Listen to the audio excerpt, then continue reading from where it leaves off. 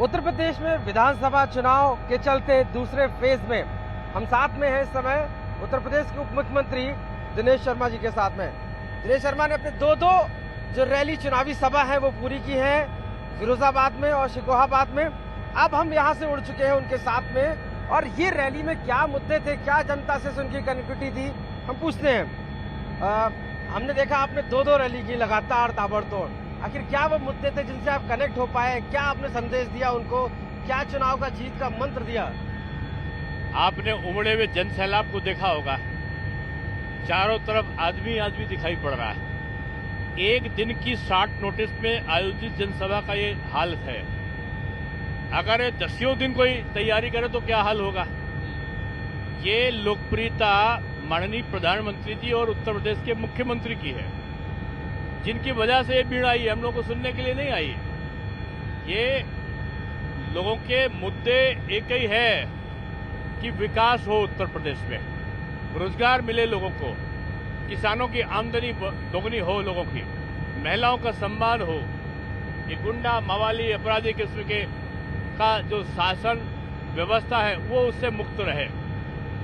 और आज आपने देखा उसी से वो कनेक्ट भी हुए और एक ही आवाज थी कि बीजेपी को अब की पूरा कोई कसर नहीं रखना है। हम देख रहे थे आपके भाषण में लगातार आप 2-3 चीजों को रिपीट कर रहे थे। एक तो असदुद्दीन ओवैसी के बारे में आपने बार बार कहा कि जिस तरीके से वो हैदराबाद से चलकर यहाँ आए, वापस करना है, क्या वजह थी कि जो डायरेक्ट काउंटर था वो आपका वो सीधे MIM पे था?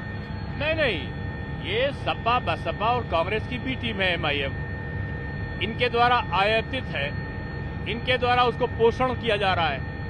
और जो भाषा ये सब खुद दल बोलते थे और वही भाषा वो उनसे बुलवा रहे हैं। इनका सीधा मतलब है कि सब ध्रुवीकरण करा के बीजेपी को किसी प्रकार से बीजेपी के वोटों को प्रभावित किया जा सके, डराया धमकाया जा सके। अब उत्तर प्रदेश के लोग जाग चुके हैं और उनको विकास की सुगंध आ चुकी है। अब वो माफियावाद, संप्रदायवाद, जातिवाद की दुर्गंध से वो प्रभावित होने वाले नहीं है। आपके भाषण में हमने और भी चीजें देखी जिसमें आपने कहा कि राम मंदिर है, काशी की बात की आपने, ब्राह्मण की बात की और एक सबसे बड़ी स्पेशल बात की दक्षिणा की। आपने कहा वोट जीतने के लिए ब्राह्मण को दक्षिणा दे। आखिर ये क्योंकि ये विकास के मुद्दे के अलावा ये चीजें अब निकल के आ रही हैं, आपको लगता है ब्राह्मण के नाते? हमने तो विकास के कार्यों के बदले दक्षिणा कहा है कि जो 5 साल की हमने सेवा करी है वो दक्षिणा के रूप में दो। आपका दक्षिणा जो है आपका वोट है।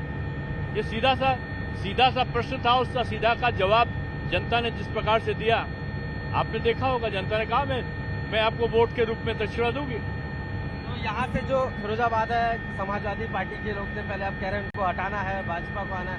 अब आपको लग रहा है कि पूरी तरीके साफ है, चूंकि जो मुद्दे थे वो आपने डिस्कस किए, जो आपके उनसे संबंध थे वो आपने बताए, इसके साथ साथ आपने उनसे चर्चा की उन मुद्दों पे जो उनके वास्तविक थे। निश्चित रूप में आज जो बेरोजगारी है, आज जो बच्चों का जो सर्वांगीण विकास है, आज उद्योग है, ये सारी चीजें लगे ये चाहती है जनता और वो सारा काम भारतीय जनता पार्टी कर रही है। आज किसानों के लिए उनकी आमदनी को दुगना बढ़ाने के लिए, रहन सहन के स्तर को ठीक करने के लिए, इंफ्रास्ट्रक्चर को ठीक करने के लिए सड़कें बन रही है, बिजली आ रही है, शिक्षा का स्तर बदला है, शिक्षा हर जगह पढ़ाई हो रही, नकलविहीन परीक्षा हो रही। इससे ज्यादा क्या चाहिए? समय से परीक्षा, समय से परिणाम, समय से प्रवेश, रोजगार परक शिक्षा। तो हर क्षेत्र में शिक्षा है, सुरक्षा है, स्वास्थ्य है, इन सब में जो परिवर्तन आया है वही सरकार की शक्ति है। और इसी शक्ति के आधार पर चारों तरफ आपको मैं तो अब 60 से ऊपर जिले हो गए मेरे, करीब 62-63 जिले हो गए। अब इन जिलों में आप देखो उत्तर प्रदेश बिल्कुल जिसको कहते हैं ना, मैं 17 की परिवर्तन यात्रा में भी था, 17 में भी मेरे चुनाव समय लगी थी। फिर इस प्रकार इस बार की तरह जुनून मैंने नहीं देखा तो जनता का सरकार के प्रति रहा हो। हमने आस्था का भी एक प्रवाह देखा आपके इस स्पीचेस में और लोग काफी जुड़े रहे। तो कहीं ना कहीं ये फैक्टर जो है बीजेपी का, जो आस्था के प्रति लोगों के साथ टच होना, ये बहुत बड़ा माना जाता है। नहीं, देखिए विकास कार्यों में अगर हम धार्मिक स्थलों का सौंदर्यीकरण करेंगे तो ये सीधे रोजगार से जुड़ा है।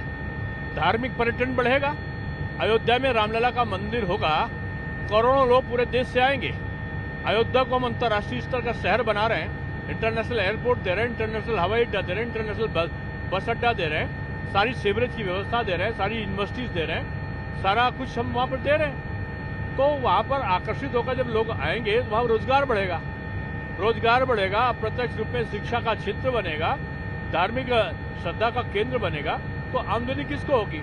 अयोध्या वासियों को और आसपास के लोगों को होगी।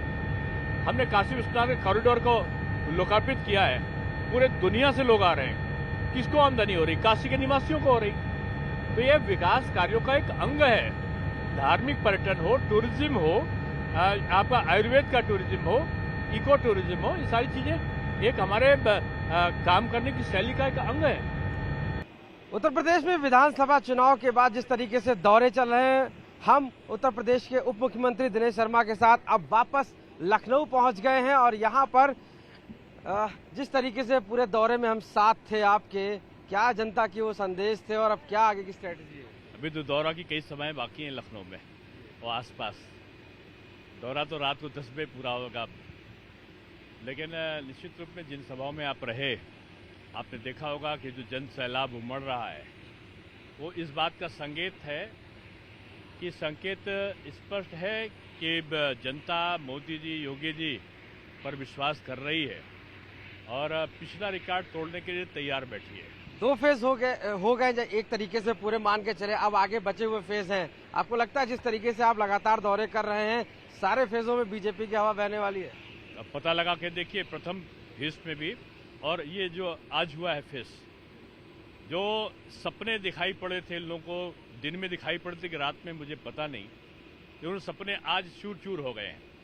जो भारतीय जनता पार्टी की विजय यात्रा प्रथम चरण से प्रारंभ हुई थी, वो यात्रा का जो गंतव्य है वो बड़ी तेजी के साथ में द्वितीय चरण के साथ में बढ़ा है और अब अंतिम चरण आते आते जो ये अंकों की संख्या है वो निश्चित रूप में पिछले वाले अंक से कहीं ज्यादा होगी।